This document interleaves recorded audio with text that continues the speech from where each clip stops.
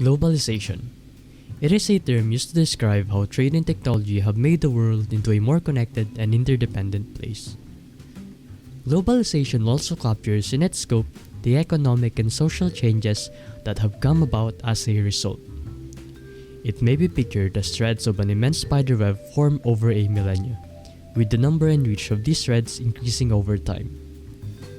People, money, material goods, ideas, and even diseases and devastation have traveled through these silken strands and have done so in greater numbers and with greater speed than ever in the present age. So, what are the advantages of globalization? The first one is economic growth.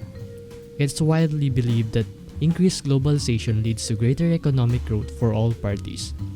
There are several reasons why this might be the case, including access to labor, jobs, resources, and the ability for nations to specialize.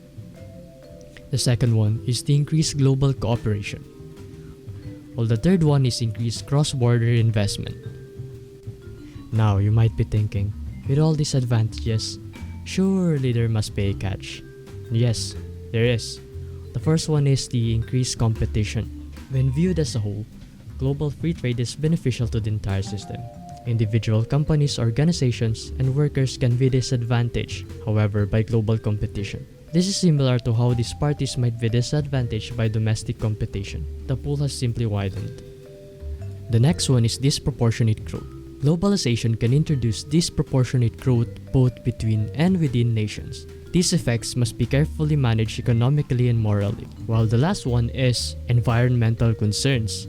Increased globalization has been linked to various environmental challenges, many of which are serious, including deforestation and loss of biodiversity caused by economic specialization and infrastructure development, greenhouse gas emissions and other forms of pollution caused by increased transportation of goods, and the introduction of potentially invasive species into new environments.